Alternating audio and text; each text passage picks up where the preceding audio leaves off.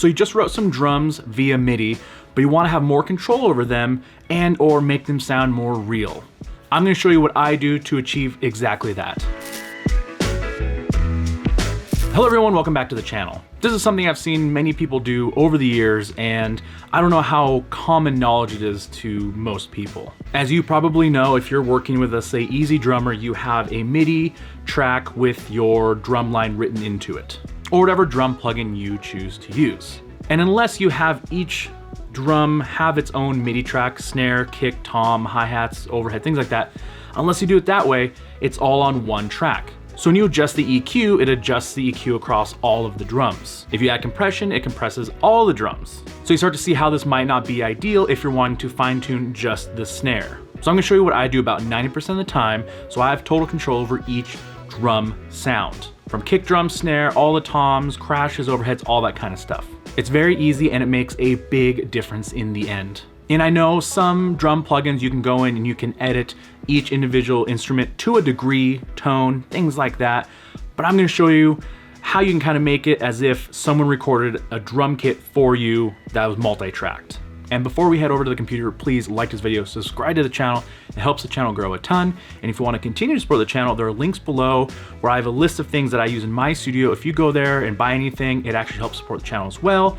Or you can go to my Instagram, listen to my music on streaming platforms, anything like that helps a ton. All right, so here we are at the computer. What I have built already is just a very simple drum beat featuring hi-hat, crash, a couple toms, snare, and kick. So let me play it for you, what we'll be working with.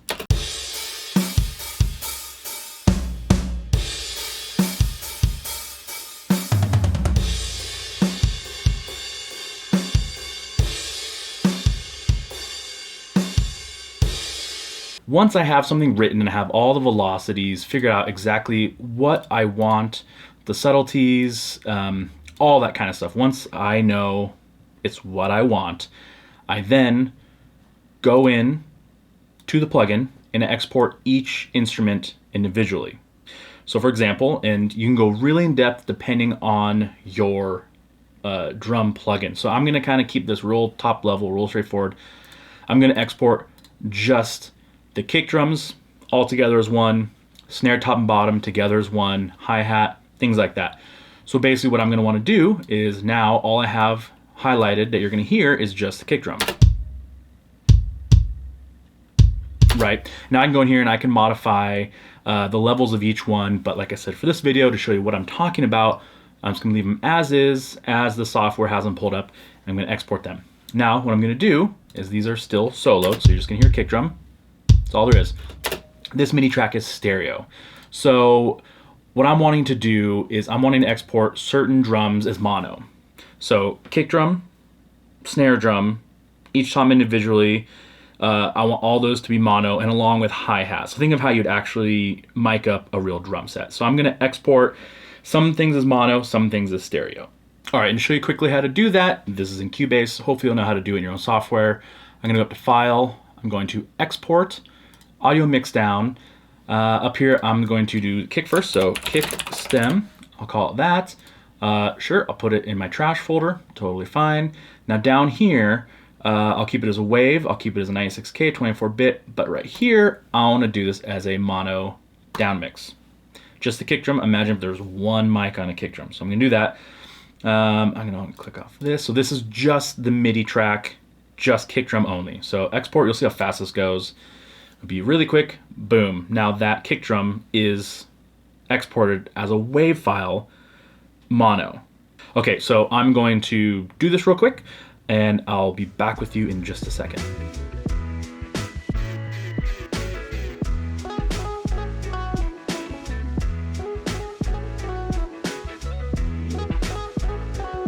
I'm gonna point it right here. Now I wanna do a stereo export. Make sure that's selected. Right here.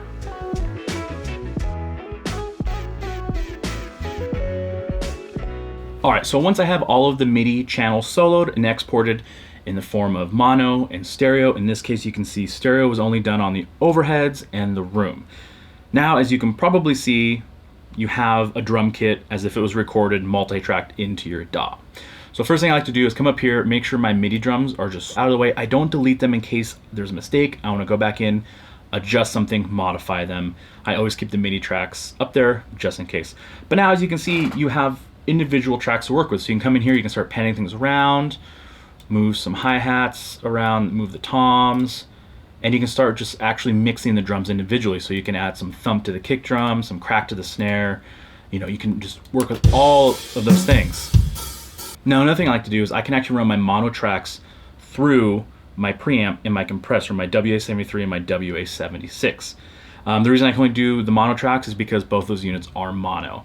But it's also another way I can add color and do things like that. The only downside about that is when I export, I have to do it real time. So when I have a 3.5, 4 minute long song and I do an export each one, I dial in the kick, export 3.5 minutes, switch over to the snare, dial that sound in, export 3.5 minutes, so on and so on and so on.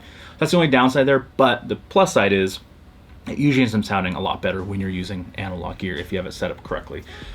So anyway, all this to say, the main thing I want to show is how you can turn your simple MIDI track into multi-track drums that you can then have more control over when you're mixing. All right, there you have it. I hope you found that interesting and useful. Every time I work my drums like this, the final product is always much, much better, most all of the time. Rarely am I working on a project where I'll just keep my drums MIDI 100% of the time. I know doing it this way is a little more time consuming, especially if you're using analog gear, but if you're putting something out there that people are gonna hear forever, you might as well make it sound the best you can and take that extra 5, 10, 20 minutes to do it right. All right, let me know what you thought about this method. Do you have a different method? Comment below. Let me know what you think.